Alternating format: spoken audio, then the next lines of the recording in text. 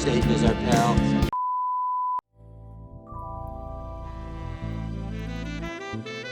It's my time.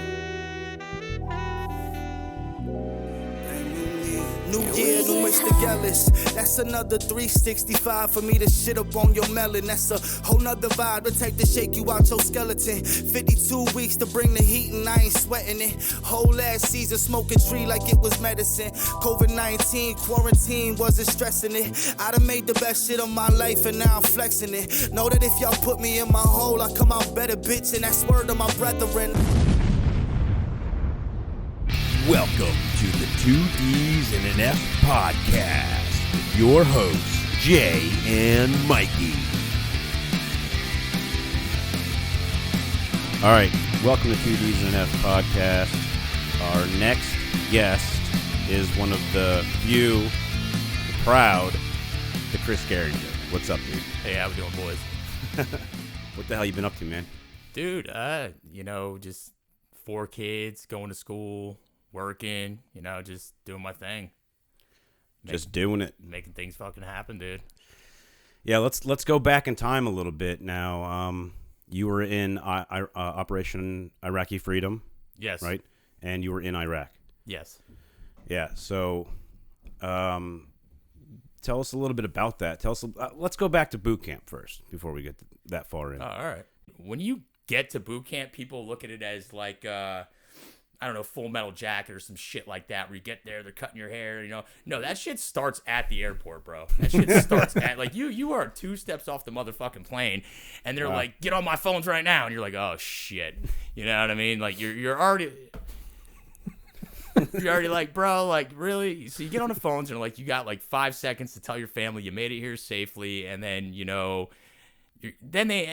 do that, you go downstairs, and it's like they had this, timeshare with the fucking airport where they have this space downstairs where they can just fucking haze you right off the bat.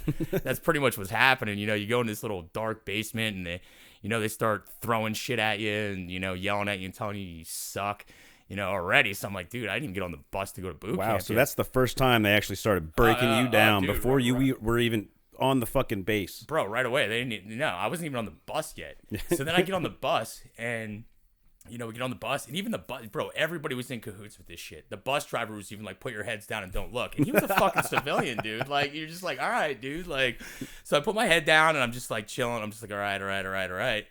I got maybe 30 minutes of sleep.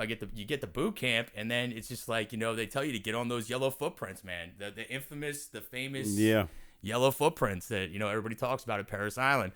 So you get on these footprints, and you get this whole spiel about, hey, these guys, millions of Marines before you have walked through these portals, whatever. And, you walk through the door and then it's just like shit show. It's your head's fucking shaved and, you're getting screamed at and it's 3 a.m. and you're just like, damn, dude. Like, did they sleep there? Who? The TIs, or what do they call them, drill instructors? Oh, yeah. Dude, like, well, in receiving, you don't have a drill instructor yet. You have a handler. He was a DI. He's probably on his last leg. He's probably leaving the drill field. But your DIs, when you're actually in a training platoon, they sleep in your barracks with you in a separate room called the DI hut.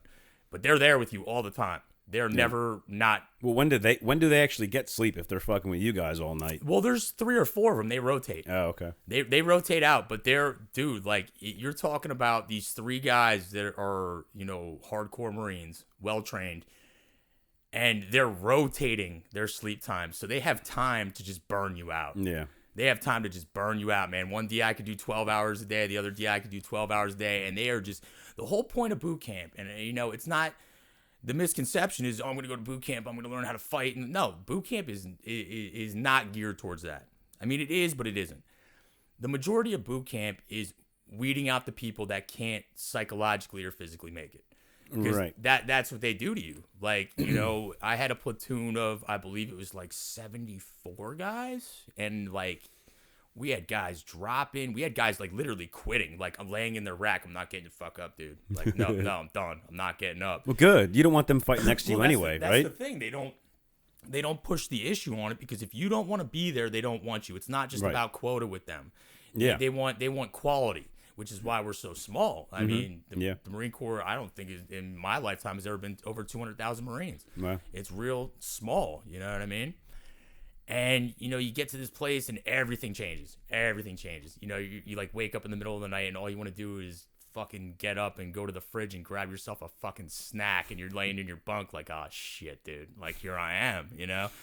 But that's when I started to understand, when I started losing these little things in life, like, you know, getting up at night, in the middle of the night, being able to do what I wanted, or throw on, you know, a movie that I wanted to watch or some shit like that.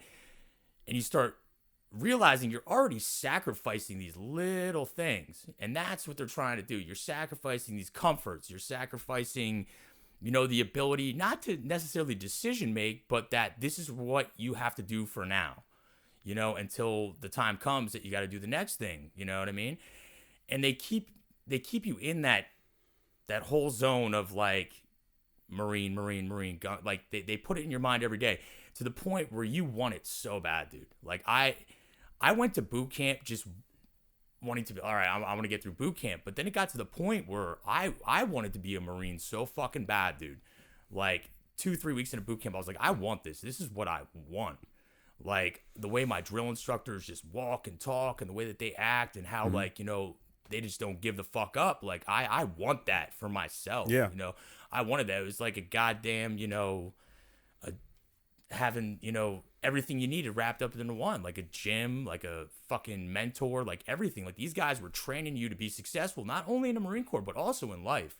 Like they were really getting you ready to handle whatever came your way. Yeah. Which I thought was really fucking cool. Yeah. Yeah, it wasn't really like that. I mean, the Air Force was a little bit like that. Obviously, Marines they look down on Air Force. It's like, it's Air Force. We give you guys shit, but when it comes down to it, we're different tools in a toolbox for a job. Yeah, but a lot of Marines don't understand that. They just look at Air Force like pussies. But when in Japan, one Marine came up to me and said thank you and bought me a drink at a bar. Because I was Air Force, it was just like, okay, you're welcome. I guess, you know, obviously Air Force must have saved his ass at some point when he was out in the shit or something. The Air Force honestly has one of the coolest fucking jobs in the military, and that's combat controllers. Yeah, that's the special forces for Air Force. Well, you got JTACs and you got combat controllers that are considered. Well, also Red Beret. you got fucking, what is it? You got that weatherman special forces guy. Yeah, that fucking weird. The weatherman? Whatever that bullshit where like you go out and you take temps and like barometric humidity and shit like that out in the field. The Air Force actually has 3 special forces jobs. That's one of them. Then you got the JTACs, and then you got the combat controllers. Combat controllers, I always thought, like, after I learned about them years later, I was like, that's the coolest fucking job. Because these guys are not attached to any... These guys aren't attached to any one group of people. Like, those guys, they get all the training. Because they might be with, you know, SEALs, they might be with Rangers, they might be with Delta, they might be with Marines. Right. So they have to encompass all those things, all those skill sets, just to get out there and do their job, which I always thought was awesome. Yeah. So, I mean, that's why, like, when everybody brings up, the Air Force, I'm like, dude, they have one of the coolest jobs you can get in the military. It was. It definitely. And you're always behind an enemy line, too. I mean, there are bases getting bombarded in Afghanistan and all that shit. I don't know about any more. Maybe. Well, you have that one guy in the Air Force. I believe his name was John Chapman. He received the Medal of Honor. He was an Air Force combat controller. He's the first Air Force member to receive a Medal of Honor since Vietnam. How long ago was that, John? That Chapman? was Afghanistan. Pre-2010, somewhere behind there. Okay. Yeah. Operation Iraqi Freedom was from, I think, 2003 to 2011. Around that time frame, yeah. Yeah, okay. The thing is, that's what you were in. That's what I was in. Over in Afghanistan, or actually in any other part of the world, it's considered Operation Enduring Freedom. Yeah, well, that's after. Yeah, that was the. I'm sorry, before. That was before. Yeah, that was like the whole war on terror. Yeah, after 9/11, then it was Enduring Freedom. After that became Operation Iraqi Freedom, just trying to free Iraq. Yeah, and that's when I went over in 05 and 06, I think it was. I was over there 05, 06 too. Yeah, but I wasn't in harm's way. I was in Qatar. Like way. That's where you guys came for R&R. You know? Oh, dude, I never had any R&R, bro. Oh. I mean, How many months? How long were you over there for? 18 months total. 18 months. Yeah. In Iraq. Yes, I did. What year was that? Ended 2000. Wait, what the fuck year are we in? 2004 to beginning 2005, and then ended 2005 to 2006. The first one I was just a combat replacement. I went in there, I was fresh, dude, like real fresh. I had just gone through boot. I had gone through combat training, MOS school. I got sent to 1st Light Armored Reconnaissance Battalion, and within like 3 months, I was already in Iraq. Like, you know, just fighting? That were we fighting? I mean, I guess we were fighting at that point. No, we right? were, yeah, dude. That was at like the height of the Iraq War was in that time period. Fallujah had just, the Operation Phantom Fury, which is the big one that everybody knows about, that had just happened 3 months before I got to Iraq. So that place was a fucking mess, dude. Yeah. And everyone heard about Fallujah, even Air Force. Yeah, that's when. Well, that's the thing. My unit was deployed over there at the time, and they were basically setting up blocking positions. But we had a company that was attached to the Marine Expeditionary Unit that was in the city fighting the whole time. Like almost stuck in it. They were stuck there. Yeah, they were like in there. Hunkered down. Yeah. Well, that battle lasted. I mean, everybody talks about the first couple weeks of it, but that battle lasted about like well over a month before it actually ended.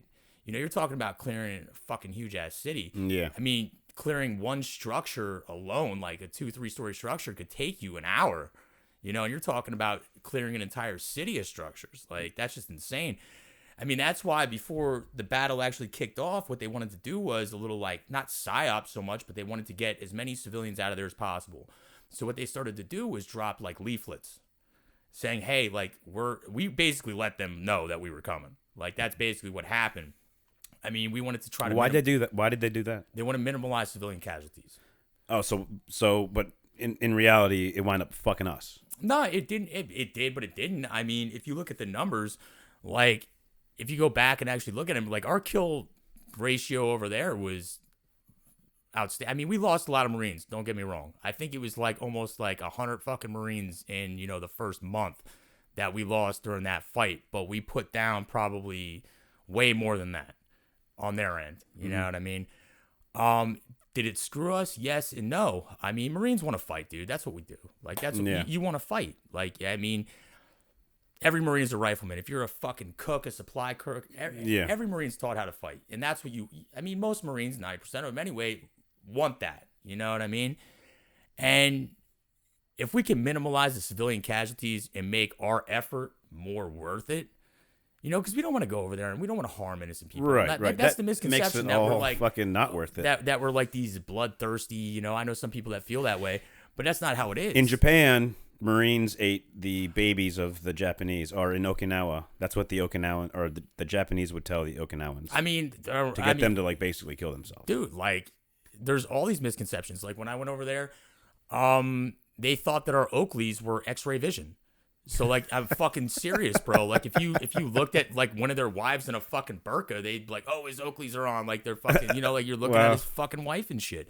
Like, when you go to areas of the world, you got to remember, like, we learned, like, probably more within our first up to 4th grade than these third world countries learned their whole fucking lives. You know what I mean? Like, these guys don't understand. So when they see this geared up fucking Marine with, you know, all this shit on, they're like, well, he's like fucking RoboCop or some shit. Like, you know what I mean? He's like this fucking Terminator. And it's just like, sometimes every now and then you gotta, I would take my gear off, like in front of civilians, you know, just to be like, hey, like, look, I'm fucking regular guy. You know what I mean? Like, I'm here to help you. Like, cause that's what we were really there for. That's what we were there to help them, Yeah. You know, and a lot of people would thank you. You know what I mean? A lot of people would, you know, appreciate the work you were doing, you know, and cause you're out there doing it fucking, you know, almost every day of the deployment. You don't get a day off unless there's nothing to do.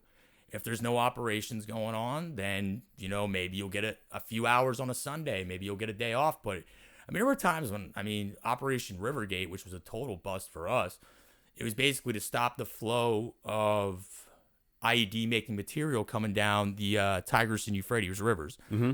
So we posted up in a city called Barwana, which is on the opposite side of the river in Haditha, which actually around this time, that's when the Haditha incident happened. When I was over, I don't know if you heard about the Haditha incident.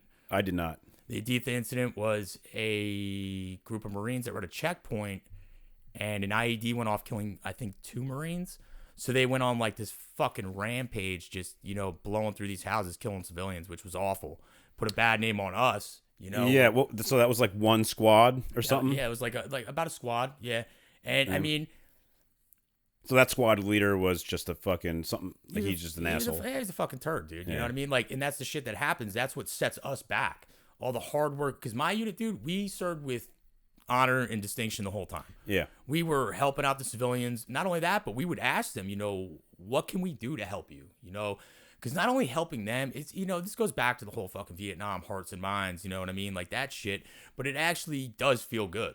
Yeah. Like the same thing happened in Vietnam, maybe. I mean, it did for sure. No, absolutely. A lot of squads would just go off the fucking tangent and you had guys out there that were out there for months without anybody but a company commander knowing what was going on. I mean, this was a lot quicker.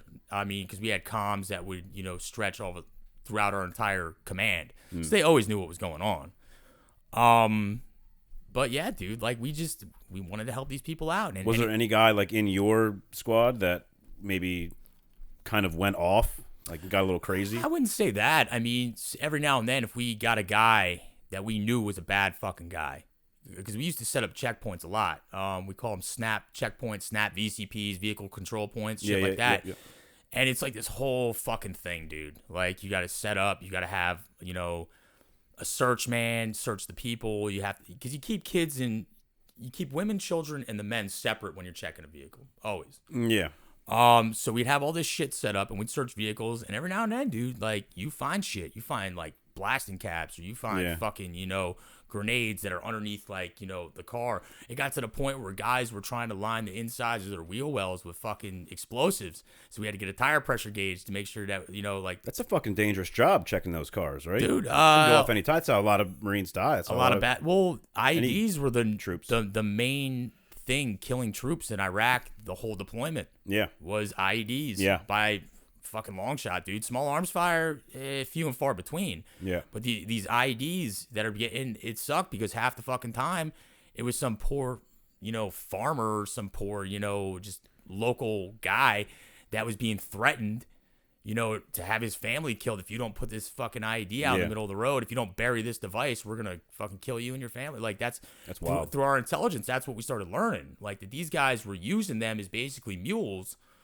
to do all their dirty work. So they're scared as shit, and that makes you guys more nervous, maybe, or something. Or could you see it in their face, if it was like a dangerous situation? Would go through all sorts of shit on how to talk to these guys. Because I mean, obviously, I don't speak. I very barely spoke any Middle Eastern. Yalla. Yeah, dude, fucking imshi. You know what I mean? Like shit like that. Like I could yell at you. I could tell you to shut the fuck up. Like, you know what I mean? I could do stuff like that, but I couldn't give you talk to you like a person. So we may have had one interpreter per platoon. Like that's not enough. You know what I mean? Because sometimes your platoon's broken down into different squads. The squad's over here. The squad's over here. Whatever. So you just do what you can. Sometimes we'd have the interpreters come up and talk to these guys and be like, what's going on with this guy? He looks sketchy. And then he would start talking to him, and with the accent, you can't really tell sometimes, because we're American, bro. You know what I mean? We're used to hearing different people's accents and stuff like that, but when you're hearing this thick Middle Eastern accent and he's not saying a word of fucking English, it's hard to tell by the tone of somebody's voice if they're, good or bad or whatever. It was a total guessing game. Yeah. You know what I mean? Because most of the people that we were actually... Common misconception is that we were still fighting Iraqis that were loyal to the Ba'ath Party of Saddam. No, that's not fucking true. Those were very few and far between. Most of the people we were fighting in there, that's why we called it an insurgency, were people from Jordan and Syria and Saudi Arabia, guys from these other Muslim countries that did not like the fact that the Western culture had come over and invaded, an Islamic State, which is how you got ISIS. Islamic State, of Iraq and Syria. That's what kicked all that off. And what was it? Just I think 3 years ago, there was a video where it came out. It was put all over Al Jazeera, which Al Jazeera, for anybody who doesn't know, is basically where these terrorist networks put their videos up of them killing U.S. troops, them doing shit like that. And on this video, it was a group of Green Berets, and there was 3 of them that were killed. They were working with I can't even remember what country it was exactly. They were working with an army from this African country because ISIS was invading their country as well. ISIS is spread all over the place. It's a faith-based agenda for them. So anybody that believes in the type of Islam that they believe in, they form this group. Now, these Green Berets were helping these African soldiers out. Well, they started getting attacked by probably well over I'd say about 100 guys from all directions, and it was a shit show for these guys. These Green Berets, who are special forces trained to handle anything. Yeah. You see, they're running for their lives, absolutely running for their lives, dude. So there's guys fighting everywhere, and I bet you nobody even heard about that, which sucks. I have not, yeah, you don't hear about it really that much anymore in the news, which kind of pisses me off because there's still civilians dying over there. I don't know if any U.S. troops are dying anymore over there. I'm talking in Afghanistan area. But I think last week there was 12 civilians or something that killed. Yeah. And that's the thing, man. That's one thing that kind of pissed me off when we pulled out of Iraq. That was a weird day for me when I found out that, we were pulling out of Iraq. Because we had gained a lot of ground there. We had built up all these bases, these firm bases all over the country. And now we were basically giving it all back. That's basically what happened because I'll tell you what, man, I did a lot of operations on my last deployment with the Iraqi security forces, which is their army, you know what I mean? And they were not ready to handle something like that. They just weren't. More training and more time, it would have been all right, but then we were just yanked out of there as quick as that, you know what I mean? I think they left 300 Marines in country and a couple support elements from the Air Force, the Navy, and the Army, and that was about it. But that's when ISIS started overrunning that country. Yeah. As soon as we pulled out, that's exactly what happened, and who started paying for it? The civilians. All the civilians there started paying for it. You know what I mean? The Army the Iraqi Army tucked tail and basically ran, dude. They didn't want any part of that because they knew what was coming. They knew what was coming. And these people, ISIS, I keep up on all this shit, So I was watching videos when it was happening. These guys were basically taking cattle trucks and slaughtering people, just slaughtering regular civilians. It didn't matter. Kids, old women, children. It didn't matter. Why didn't we go back to Iraq? Where were we at this point? In Afghanistan? Because not to get political, but Obama made a promise to the people to pull the troops out of Iraq. That was part of his campaign, and he did it without understanding the full consequence of his actions. So is that why we're not pulling out May 1st of Afghanistan? We were supposed to pull out. The government says we have 2,300 troops over there, but it's actually more like 3,000 because of the special forces and shit like that. Yeah. So May 1st, we were going to pull out. I'm not sure if Trump put that into play or not, but Biden is not following it. He says he doesn't want to pull out. So maybe is that one of the reasons why? It's not like we have a lot of troops there. It's not like we're a force. We're just training, right? You're just training them, but that's the thing. You can't. It's we turn these things into our responsibility. You know what I'm saying? You can't just go and invade a fucking country and then just say, all right, let's go, boys, we're leaving. You kind of... It becomes political at some point, or maybe it starts that way. That's the thing, but what should be done, we always talk about, what we should do as a country, how we should act as a country. Well, leaving them, Iraq, high and dry, we saw what happened with that. ISIS came in and ended up just slaughtering civilians. Yeah. We don't always need to have our hand all the way in the cookie jar, you know what I mean?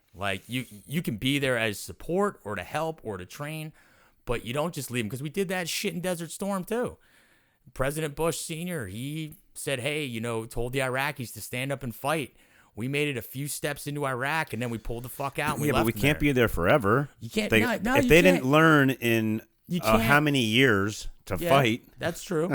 You can't be there forever. You're right. You absolutely can't. But we need to set up embassies and bases in these other countries like we do every other country. Why is it that we set up an embassy and a base in Germany? We set up an embassy and a base in Japan and in Okinawa. Why are we not setting up... There's 9 in Okinawa. There's an embassy in Iraq, But why are we not setting up a permanent base? Because at no one's going to deployment want to duty? fucking go there. Dude, Everybody wants to go to Okinawa and Frankfurt. you're right. And, you know, Dude, I'm not gonna lie, dude. When they were telling me like, "Oh, where do you want to go?" They give you like this fucking like after you graduate MOS school, they give you this duty preference shit. Like, you know what I mean? Where you Yeah. can check off East Coast, West Coast, yep, overseas. You know I what I did mean? the same thing. Man. I did not want to go to fuck because the only places I would have gone would have been Okinawa, Japan. That would have been it. Okinawa was beautiful. You couldn't drive there though, unless you were a sergeant and above, I think. Well, that was the thing. Like, I started hearing about all the rules there and all the bullshit. And I was like, dude, you know what? It's different now. It'd be so cool to go to another country, but at the same fucking time, I don't want to deal with all that. And chances are, if you go to Okinawa and you're deployed there as a Marine, you're probably not deploying. Like, I thought they did. They deploy, but not at the cyclic rate that guys out of Pendleton and Lejeune deploy. No, yeah. Like, well, it's because we need Marines in the Pacific to maintain that. It's a very strategic point, Okinawa, and Korea as well. I mean, I don't know how many Marine bases are in Korea, but you know, that's taking care of that whole Pacific area, basically. Well, you also have the Marine Corps, the Expeditionary Unit, which goes on ship, and they go from like fucking San Diego to Hawaii to Australia, all the way around, dude, to Oki, to Japan, Thailand. Like, they go all around. So you have this constant presence out there. Yeah. You know, we used to call it's the MEU, but there also used to be the Marine Air to Ground Task Force as well, the MAGTAF, which I fucking think I read not too long ago that they were trying to get rid of that shit to restructure the Marine Corps. Well, they are restructuring the Marine Corps. Marine Corps is actually trying to get rid of tanks right now. We're getting rid of the Abrams. Completely getting rid of tanks. They're restructuring. Wow. They're doing a lot of new shit. They're restructuring the way an entire platoon works. Everything. But that's the way the Marine Corps is. The Marine Corps sees the future and they grow on it. And you know what? Honestly, like, we've done all this shit. And then eventually the Army's like, hey, maybe that is a good idea. Like, switching to digis, you know, doing a real martial arts program, not just some bullshit combatives where they teach you how to, like, fucking bar fight. You know what I mean? Like, just like, you know, some real shit. And the Marine Corps has always been at the tip of the spear with that kind of stuff. Always. What do they teach you? What kind of martial arts do they teach you? They teach you McMap. McMap is a mixture of martial arts. It's jiu-jitsu, Muay Thai, Kempo. Yeah, you do a lot of shit on the ground, right? Like a lot of ground wrestling. It is a lot of ground. I mean, most fights end up on the ground. Yeah, right. You know what I mean? So they want to teach you how to protect yourself. You know what I mean? But then you also do, like, weapons training, but not just, like, we're not talking fucking nunchucks and shit. We're talking, like, weapons of opportunity. Okay. Like, if I'm getting my ass kicked, you know, everything's a weapon. A fucking rock's a weapon. A branch is a weapon. Anything's a weapon. Yeah. Whatever you can get your hands on, that's a weapon. Because there is no cheating in a fucking real fight, dude. There is no cheating. Right. I will grab and twist your balls, spit in your eye, and slap you in the face. I don't care. Note to self, don't fight Chris. Yeah. No. All that will go down. Yeah, it's just, you know... And that's what they teach you. You fucking ain't cheating. You ain't trying, man. Like, wow. Especially in a fight. Kind of, I mean, that came a long way from like the 1940s era where it was just like, no, you man up and you go in there with a fucking beating drum and with put your fucking knife on the end of your fucking muzzle. Dude, yeah, no. Yeah, we ain't fixing bayonets anytime soon, dude. Let me tell you what, especially with the all the shit we have nowadays in our arsenal. Yeah. Do they... I mean, on your dress uniform, that gun, maybe that has a bayonet, or what do they call that? It's like the color guard or some shit. They use M1 Garands for the color guard. They use but they have like the knife on. Or they have the bayonet. Yeah. That's the that is the color guard, but so the Marine Silent Drill Team uses that too. You don't like fucking pack that shit when you go. No, I do have battle, I do have a bayonet. Like when I deployed, I deployed with a bayonet, but it was a bayonet / combat knife. Like, it wasn't just a bayonet. It was like a serrated edge. It was like a big-ass survival knife. Gotcha. Yeah, and that's basically... I mean, because your kit has so much shit on it, but, like, it's all shit you're going to need eventually. Yeah, how many pounds do you have to carry around? Each plate's... 40 to 50 maybe or something? Nah, more than that. Yeah. When I was just a rifleman alone, I would carry... Combat load is 7 mags of 30 rounds, you know what I mean? Just on your M16 alone... You're carrying your day pack, which, I mean, if you're going out for a week on a patrol, you might be carrying, 20 pounds of shit, food, water, stuff like that, ammunition, frags. whatever. But when I was a machine gunner, I was carrying probably about, on top of like just my protective gear, I was probably carrying about 100 pounds.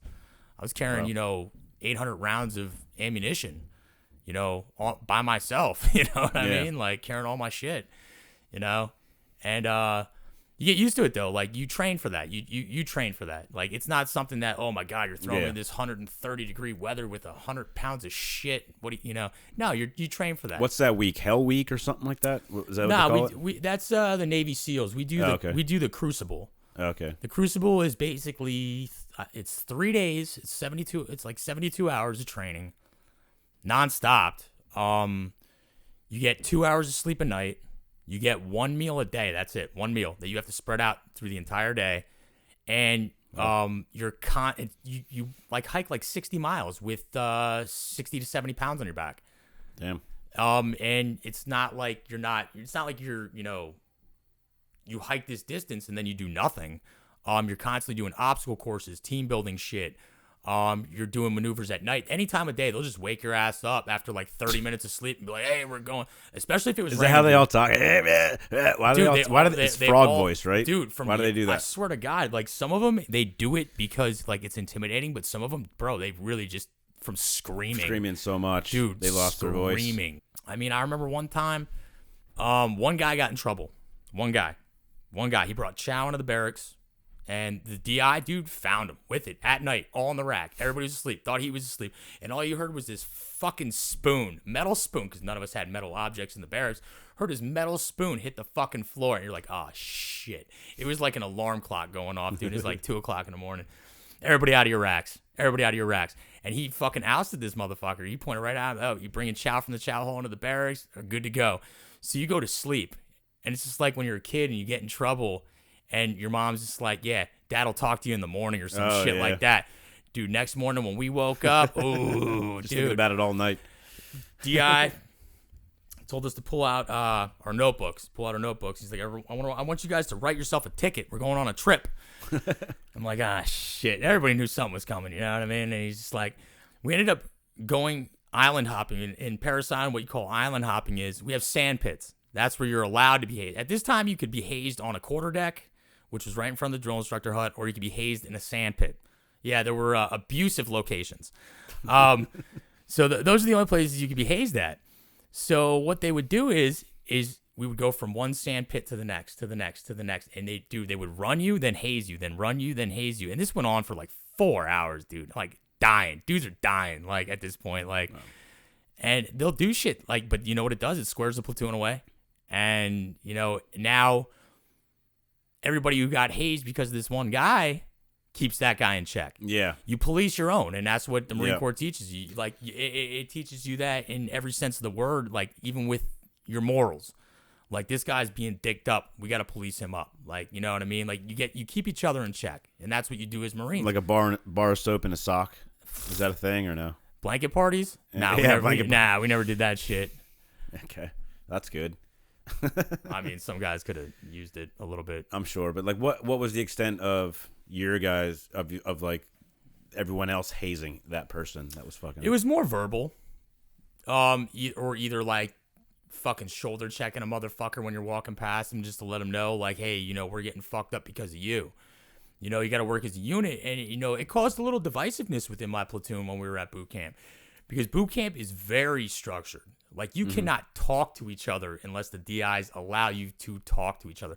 I think we had what we call square away time, which is 30 minutes a night before you go to sleep.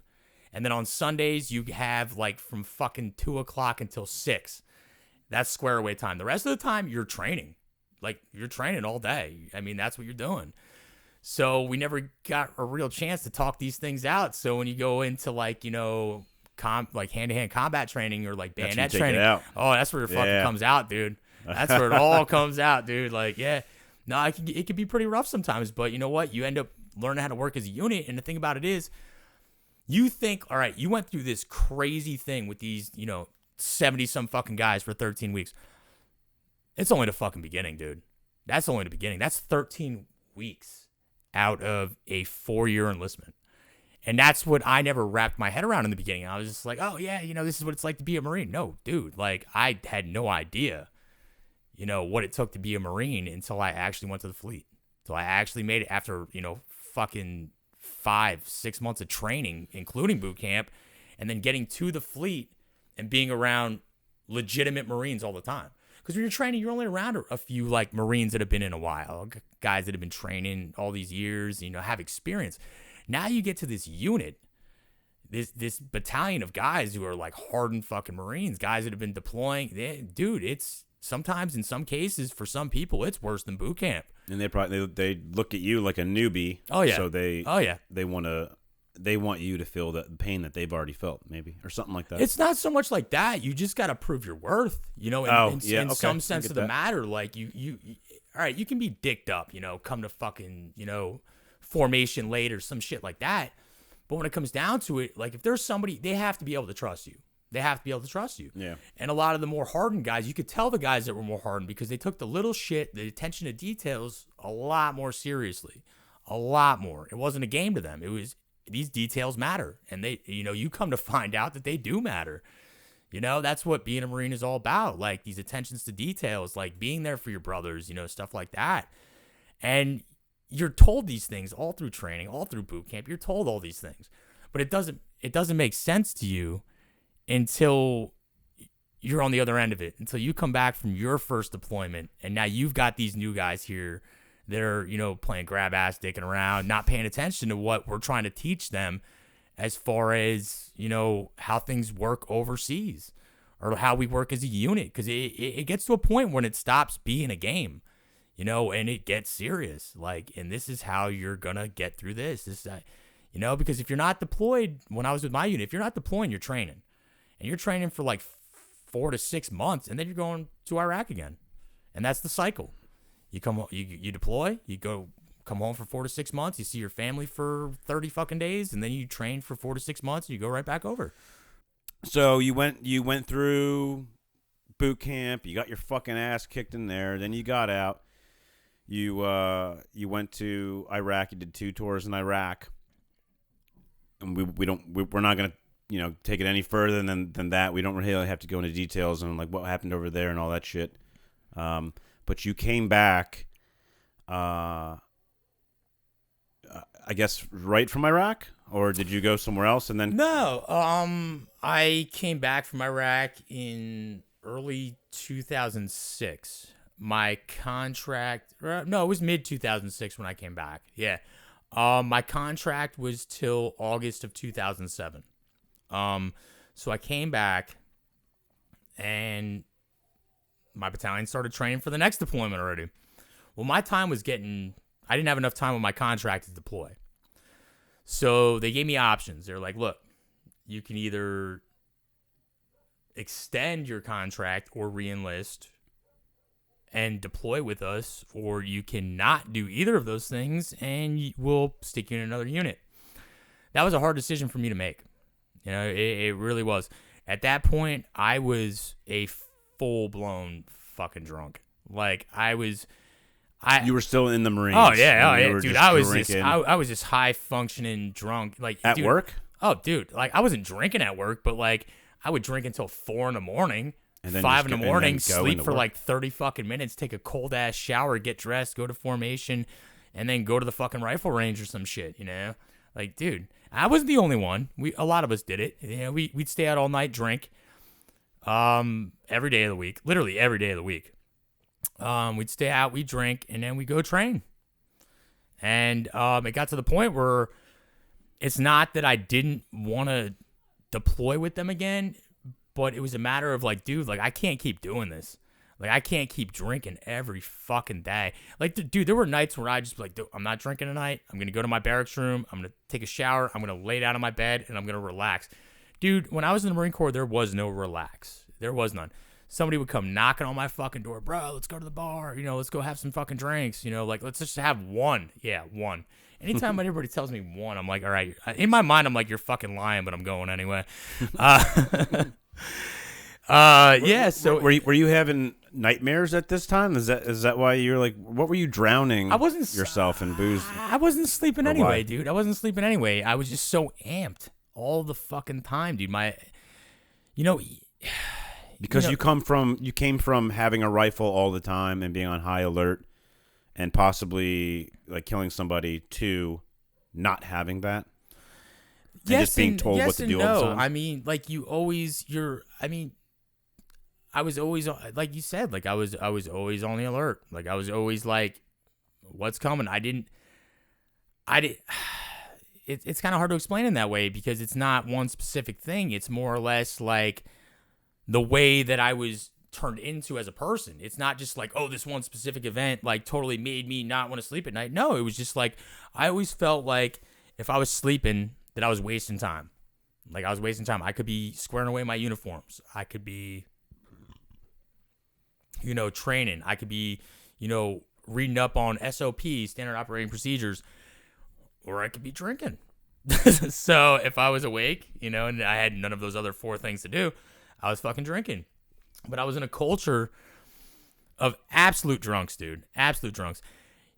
I mean, if you're talking about, all right, people talk about how the Marine Corps is possibly one of the greatest fighting forces in the world. Dude, we are one of the greatest drinking forces in the world. Like, we can fucking drink, dude. And even when we can't drink anymore, we'll still drink. Like, at one point, we had this fucking beer bong, dude. And, Jay, I will have to show you a picture of it. I still have it on my phone. It was a 3-story high beer bong with 8 hoses. And it was called Bertha, and it was great. It was the greatest thing ever. You stick a case of beer in this fucking thing. You could stick an entire case of beer in this beer bong, and 8 people just drink that. Dude, we would buy one shot. We were buying 15 cases on a Friday night, and just beer bonging 15 cases, like between 8 dudes, like getting fucked up. Yeah, that's. Are there female like what? It's easy in the Air Force because it's mixed. It's a kind of like there's females and males the same amount almost, but.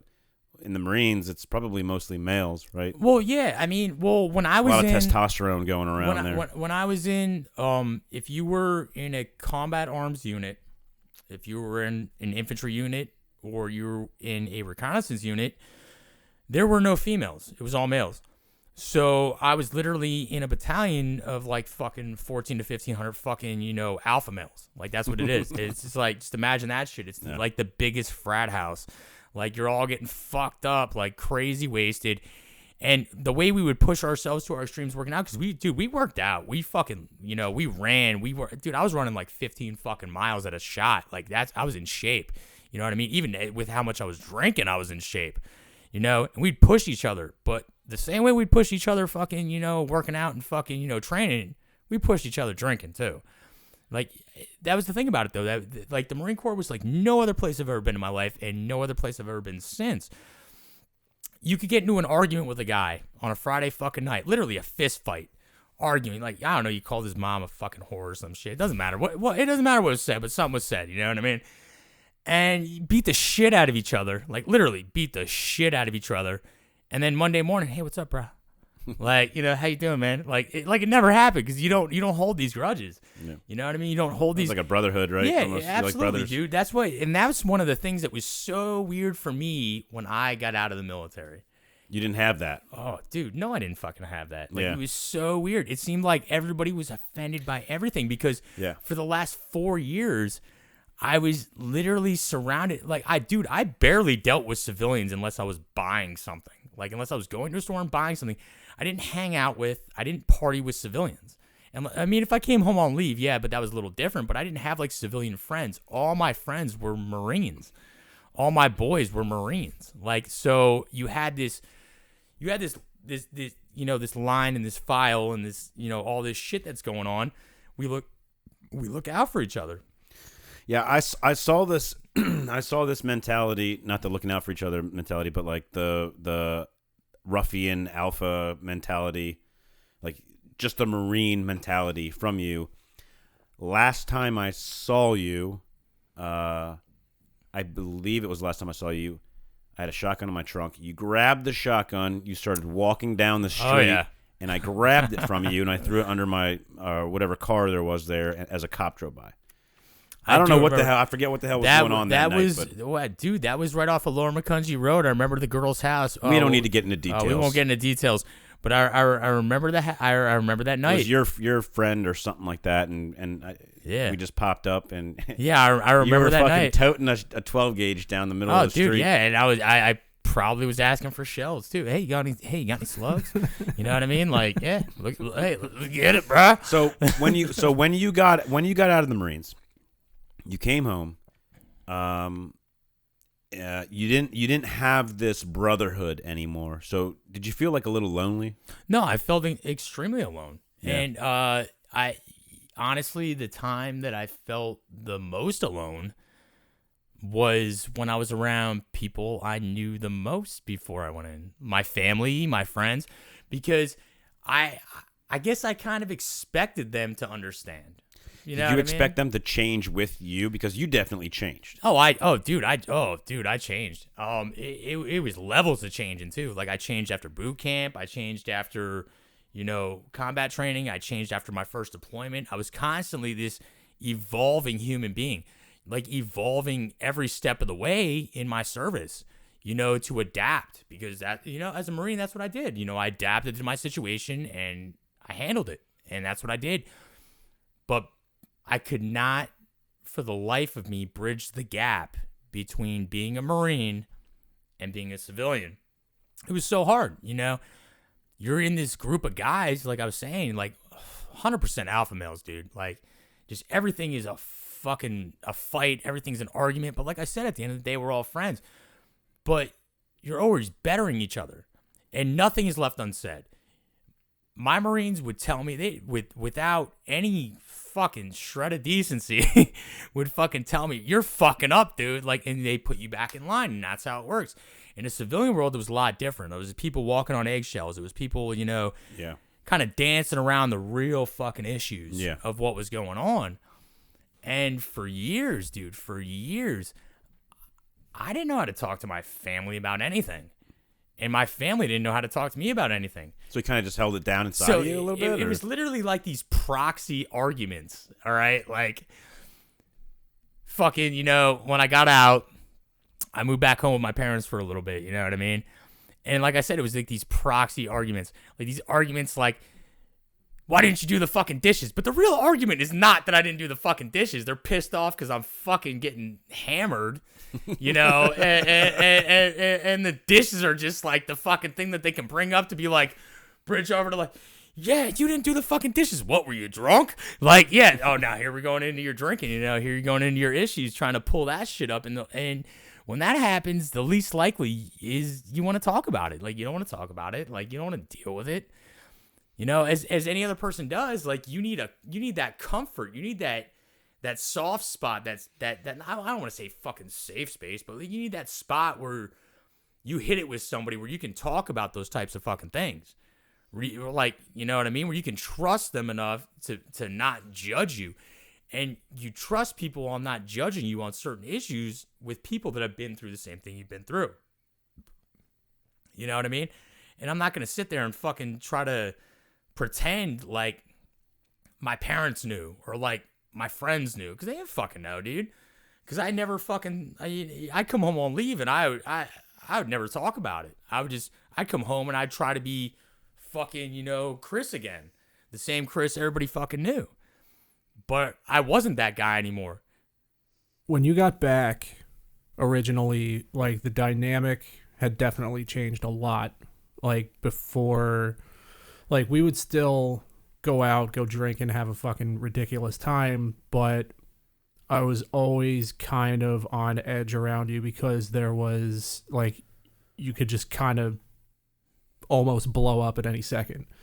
And, you'd give me like little pieces here and there of what you were feeling, but you never really got into anything. It was just purely about, let's go out, let's get fucked up, let's go fucking hit it hard. And I was always for it, but I was always still really worried about you at the same time. And I knew you'd eventually come to terms with what you were dealing with and struggling with. And, I'm really happy that you are where you are now, because a lot of people, don't come back from that. Like, I know you've seen firsthand how,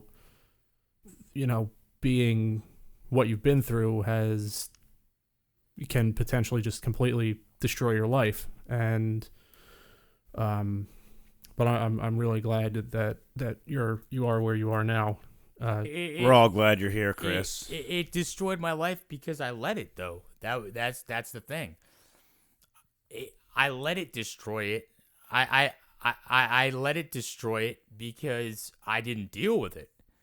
You know, how long can you fucking stuff something away?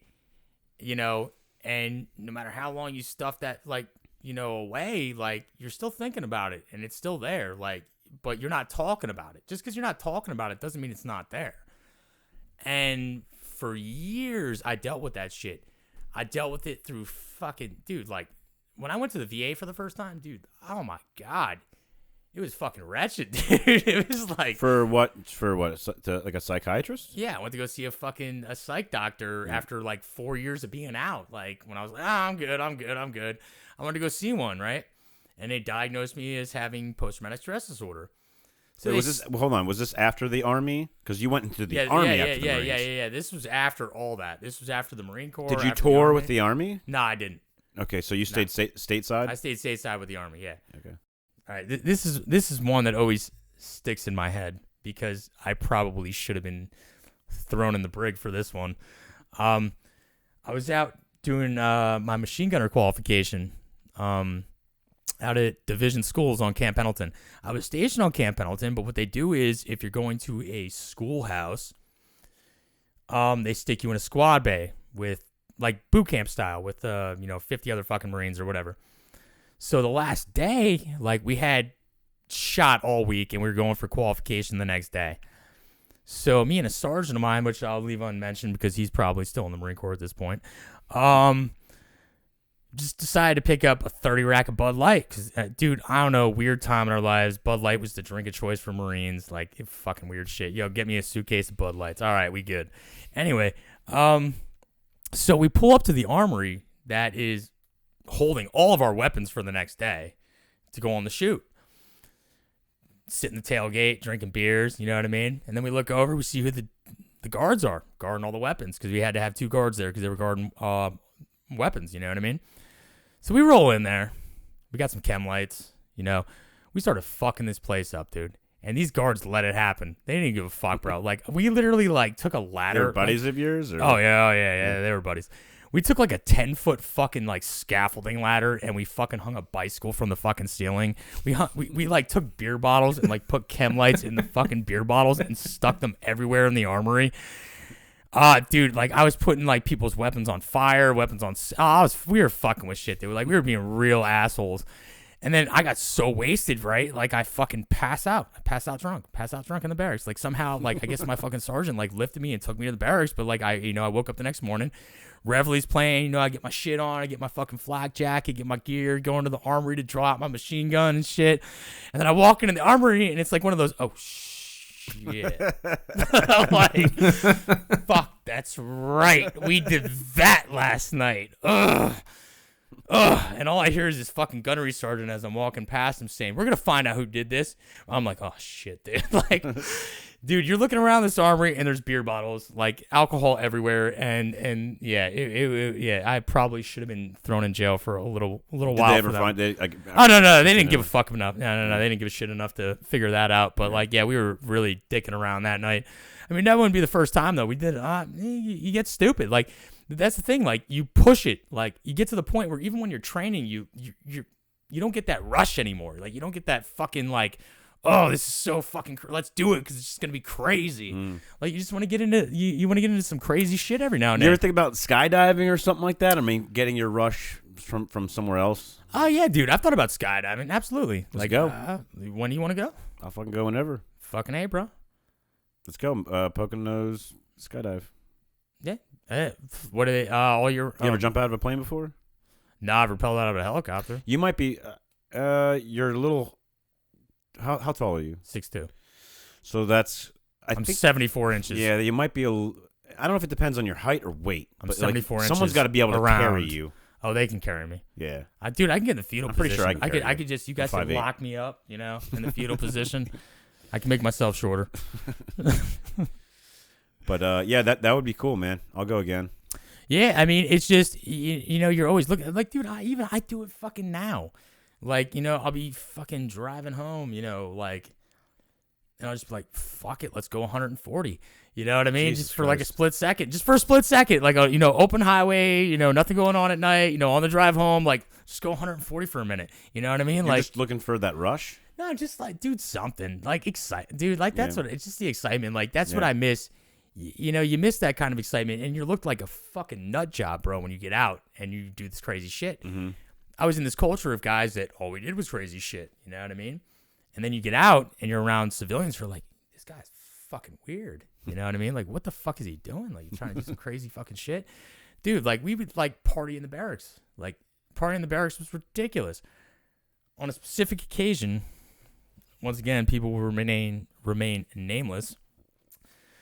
We had just gotten all new furniture. All new furniture meaning is we got 50-year-old furniture from other people, right? So we had to move all this shit into the barracks. So we spent the whole fucking week moving our new old furniture in and our old furniture out. So we did all this shit. So we were told stack all the mattresses on the side of the barracks, you know. So we stacked all the, like, you're talking like, bro, like fucking 400 mattresses stacked up on the side of a building, right? So obviously Friday night hits, we're drinking, we're getting fucked up. We got this great idea. Yo, bro, let's jump off of the third story onto these mattresses. So here we are, jumping off 3 stories onto these mattresses. And then some asshole, who was probably the most awesome asshole I've ever met in my life, got this great idea to fucking start them on fire. So here we go. On the side of the barracks. Dude, have you ever seen 200 mattresses on fire before? I mean, it's the logical and it next was step. probably the most ridiculous fucking thing I've ever seen in my life. Were they still against the building? Oh though? yeah, oh yeah. You didn't worry about... No. We weren't thinking. I mean, dude, I'm really surprised at how fast base fire department showed up. They showed up 10 minutes. 10 minutes, and they were there. That's not too quick. For them being like 2 blocks away. No, It's dude. pretty slow. Oh, dude, like, trust me. Like, they were, like, technically, like, 40 minutes away on base. Yeah. Because our base is... And those are Marines, right? Yeah, Crash Fire Rescue. So what... Were you guys obviously you guys took off. You guys were not sticking around. No. We were drinking beers. We were you there stayed there? were like 100 of us standing around the decks just watching this thing all fucking on fire. Nobody asked questions until Monday. Oh, okay. Well.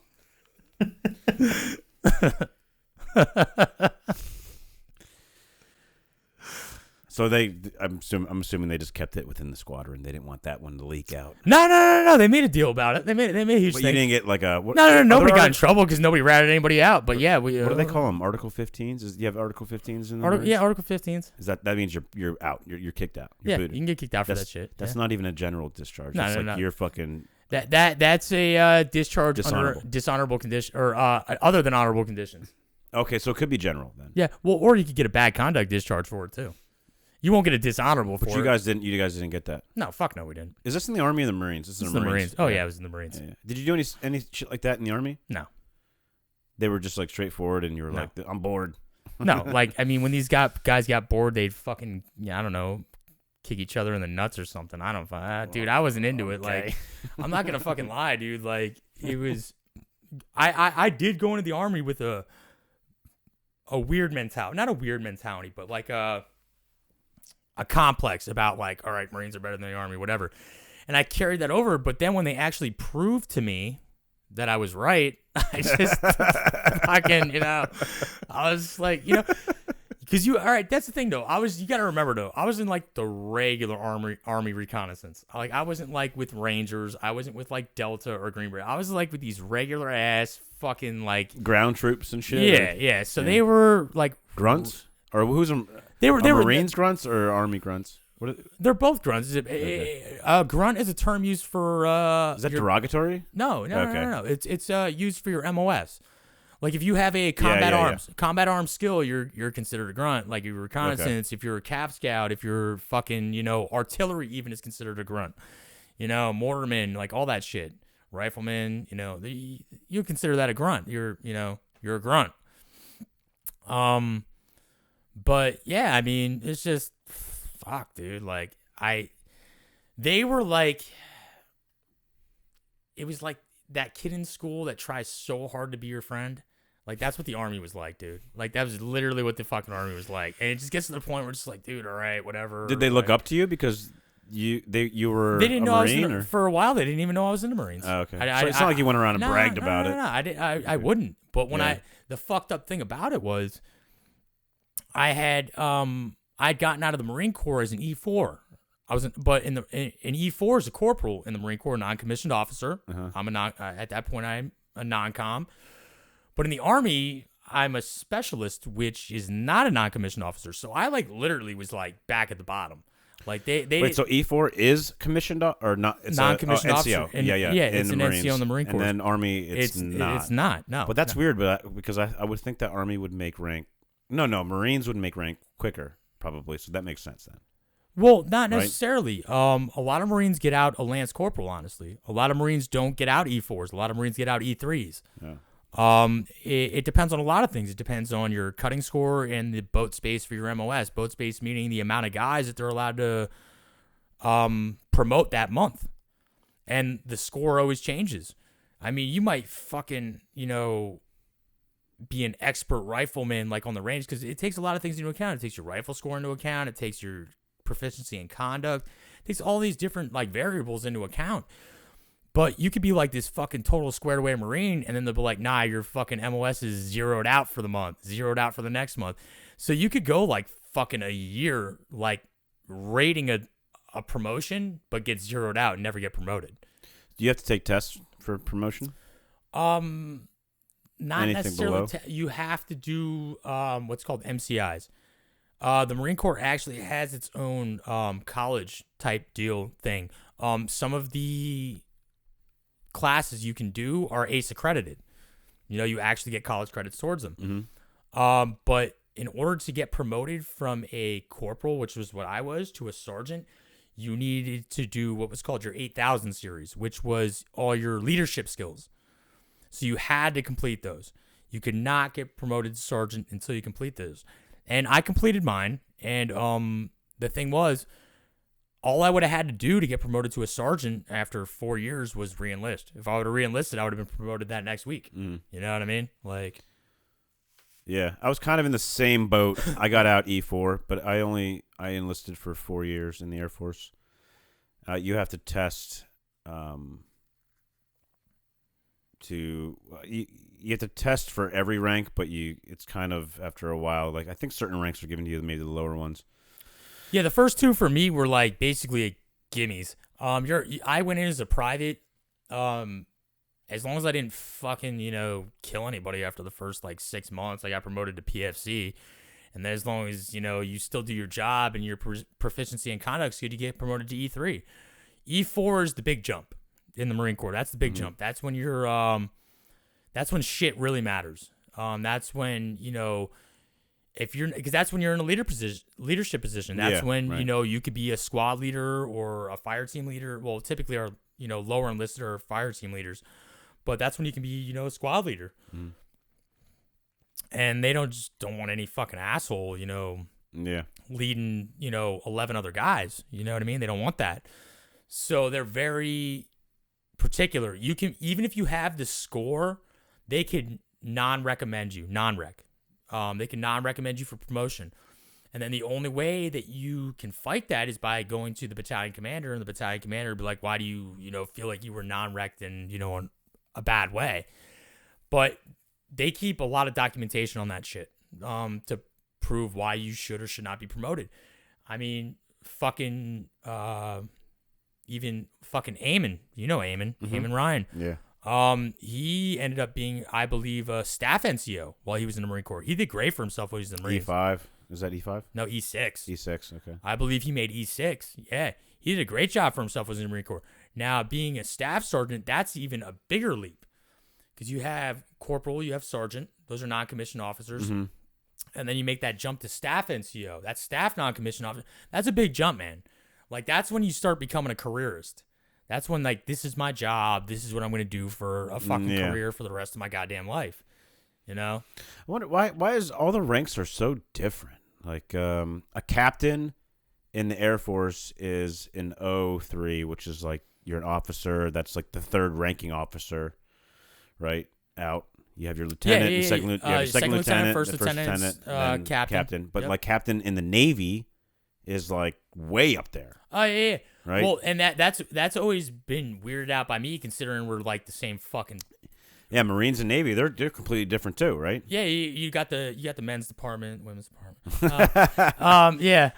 No, like you're on the same team. You know what I mean? Like, yeah, that's what always kind of weirded me out about it, because honestly, our officer rank structure in the Marine Corps is exactly the same as the Army. Exactly. Second lieutenant, first lieutenant, captain, all the way up through the ranks. Same with the Air Force, I think that's the same exactly too. the fucking same. You know what I mean? Navy's different. Dude, I don't even know what your enlisted ranks are. Like when I used to see fucking Air Force guys, I used to look at their fucking shoulders and I'm like, bro, what the fuck is that? Like, I don't even know what the fuck that is. Like, is he like way higher up to me? Should I salute this motherfucker? Like, what's going on here? You should salute all Air Force. Okay. I will from now on. No, yeah, I mean, yeah, I think the only one that's weird, I think officers in the Air Force I think all officers are the same except for the Navy, I think is different. Yeah, they're weird. Well, be because they wrong throw on in that, the fucking weird ranks, like second lieutenant and first lieutenant, right there. Or no, it's an ensign. You have an ensign. Dude, I learned Navy rank. I don't even. But how do you know, like, who you're supposed to fucking like salute these dudes when you see them? Yeah. But if you don't understand their fucking rank, and how do you know how to? Well, I to just salute? look It's at not the. like, it's not like we learn everyone's rank and. Nah, but I mean, I know I'm enlisted, so if I look at brass or you're a warrant officer, I'm gonna salute you. Obviously, you know, if I see your rank on your collar. Yeah, but they don't have that in the Navy? I don't think. Do they? No, they have them on the collar. Isn't it stripes or is it? It's not like brass. No, it's regular. It's like us. Okay. The stripes and all those chevrons and shit, that's enlisted. That's like chief petty warrant officer, you know, or chief petty officer, fucking petty officer first class, petty officer second, third class, whatever. But their officer insignias, that's the one thing that's the same, actually. Officer insignias are exactly the same throughout the military. But not a captain, though. That's what No, I'm saying. the name of the rank is not the same, but the actual rank insignia is. Okay. So what's the two bars, the two yellow bars in the Navy? There are no two yellow bars in the Navy. But there is everywhere else. You just said There's not. There's two silver bars. Two silver bars are a captain. One yellow bar. There's only two yellow insignias on the officer rank, and that's a second lieutenant is brass, like a brass color, and then you have a major, which is a brass color, leaf. the brass oak leaf. Yeah, the gold oak leaves. Yeah. Everything else is silver. Okay. Nothing else changes from that. But so what is the silver, the double bar silver in the Marine Corps for Navy? For Navy, I believe that is a lieutenant commander. That's a lieutenant commander. And then you have commander, then captain, then you get into your fucking admirals and shit like that. Okay. Because the very first rank is actually an ensign. That's what throws everything off. So what would be a second lieutenant is actually an ensign. And then a second lieutenant, a first lieutenant, and then you go into lieutenant commander. That's how it works from there. Okay. Yeah. It's just rank structure, dude. Fuck it. If I see anything shiny, I'm like, gotcha. I'm there, bro. How do you feel about fake valor? Obviously, you don't feel good about it, but like, did you ever experience anything like that? Like at an airport or something like that, where you're going like, this dude is not in the fucking military. Dude, all right, like I've experienced it on weird levels. Like not enough for me to really get pissed off, probably because of the dudes that were really slinging this shit. But I've gone out to bars, and you know, one time, dude, weirdest fucking thing. Like, guy that used to fucking date one of my sisters or some shit back in the day was sitting there telling me he was a part of like the fucking 253rd Marine Battalion. I'm like, what the fuck are you talking about, dude? 253rd Marine fucking Battalion? So here me and him are fucking, I'm just like, dude, there's no fucking such thing. He's like, all right, you're right. Like, why would you lie about that? Like, even being in the military in general, like, what the fuck is your problem? Like, I think people, like, it's not so prevalent nowadays because I feel like, in my opinion, I feel like people as a whole in our country have kind of like took a step back from the military a little bit. They're worried about other things. You know what I mean? But in the beginning of like, you know, Operation Iraqi Freedom and the invasion of Afghanistan, invasion of Iraq, you know, people were more willing to do that because, you know, that's when people looked up to those type of people. You know what I mean? You were in the military. Yeah. Dude, I remember when I first got in 2003, I couldn't go to a bar, wearing anything Marine, like even a fucking hat, without somebody fucking buying me a drink and chatting me up for 3 fucking hours. You know what I mean? It was ridiculous. And it's just, I feel like people that do that shit, people that, talk about being in the military when they weren't in the military, it's not that I'm like necessarily hating on them. Like, I mean, I am, but I'm not. It's just like, I mean, why wouldn't you? You know what? They didn't go through what you went through. Exactly, but at the same fucking time, they look at it as that much of a respectable thing. You know what I mean? They're getting respect for something that they did. It's a lie. I mean, I've lit people up for that shit before, dude. I've gotten in there. I've been like, dude, what the fuck are you talking about? Like, you know what I mean? Like, because when people talk to me about the military, like, dude, I've worked with guys that have been like, oh yeah, I was in the military, and I'm like, oh, what do you know about the M16? And they'd be like, oh, I just shot pistols. All right, motherfucker. Nobody in the Marine Corps, in the history of the Marine Corps, ever just only shot pistols, because you can't even leave boot camp without learning the ins and outs and everything of an M16. And that's how you catch them. That's how or you catch just say, what's your MOS? And a lot of people don't, like civilians, a lot of civilians don't even know what that means. Well, you could say, what's your MOS or whatever like that. But some people like know job. people. That's your job for Yeah, doesn't but know. that's the thing. Some people know people who know people that have been in the military, so they understand that terminology. But when you start talking about the more the intricate details, like if somebody said that they were deployed in Iraq at a specific time frame, I'm like, well, where were you deployed? And they're like, oh, the Al-Anbar province. I'm like, well, that was where I was deployed all the time. What do you know about Route Mobile? Or I'll give out some bullshit route and be like, yeah, I know about Route Mobile and Route Michigan. I'm like, what about, Route Fonda or Route like fucking, Anderson, or like, they're like, oh yeah, we used What to are those routes? They are not real routes. Yeah, but what are you talking about? Roads? Or are you MSRs, talking MSRs, military supplied routes.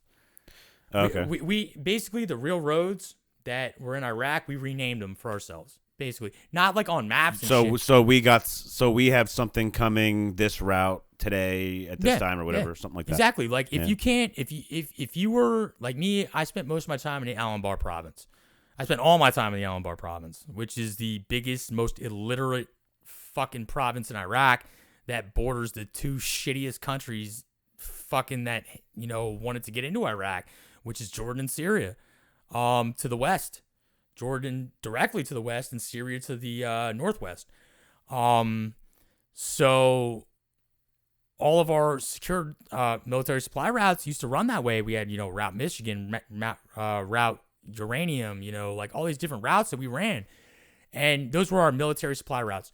Our military secured routes, those are the routes that we ran day by day, every day. We control every Army, Marine Corps, whatever, wherever your bases were off that area, it was basically like fucking adopt the road, bro. Like that was your responsibility. Like that area of operations, that route was your responsibility. You did IED route clearing daily, like always fucking, doing that shit, and it was just, that was your area of responsibility. My battalion on my last deployment, we were so spread out, man. Like we were like fucking hundreds of miles away from each other. Some of us were in Haditha. Some of us were in, cities on the border of Jordan, Syria called Walid and Tribbil. Some of us were in a city called Arupa. Like we were spread the fuck out, like really spread out, like hundreds of miles. If you had one message to give to somebody that was thinking about joining the Marines, what would you tell them? Don't do it on a whim. That's what I'm saying. Like there are plenty of guys joined thinking that they just wanted the title. That was all they wanted. I want to be a Marine. Yeah. Unless there's something in you that resonates higher than just the title of being a Marine, don't do it, because it's not going to work out for you. You're going to fucking hate it. Being a Marine is all about being miserable and fucking hating life, but enjoying to hate life. You will go months without showering. You will go months with not eating a hot meal. If you don't like to be miserable, then that is not the place for you. It's a world filled with dark humor, mostly fucking your mom jokes. And if you can't deal with that, then I'd say no. It's just, we do the things we do to get by. You do what you do to get by. Any little thing. Hey, fuck. You know, the worst thing in the world could be happening to you as a Marine. The world could be crumbling around you, but you know what? As long as you got those fucking, you know, those dark jokes, those, you know, that keeps us going. You got to have a dark sense of humor, and you got to be willing not to quit. I mean, if you want to join the Marine Corps, that's on you. But I'm saying, don't do it. Don't do it. Don't say you weren't fucking warned. Like, but it will make you a better person. No, it absolutely will make you a better person. It'll make you stronger. It'll make you mentally stronger.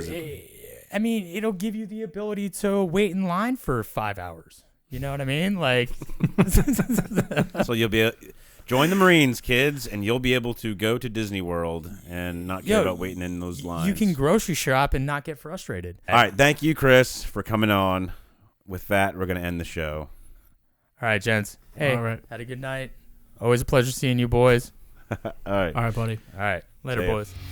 If you would like to tell your story on 2Ds and an F, email us at 2dsandanfpodcast@gmail.com. That's TWODSANDANF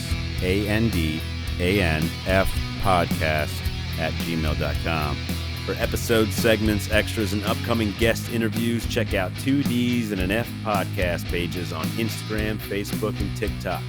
Full-length episodes are available on YouTube, Spotify, and just about everywhere other podcasts are found. Don't forget to like and subscribe. The 2Ds and an F podcast is a Done Sound production.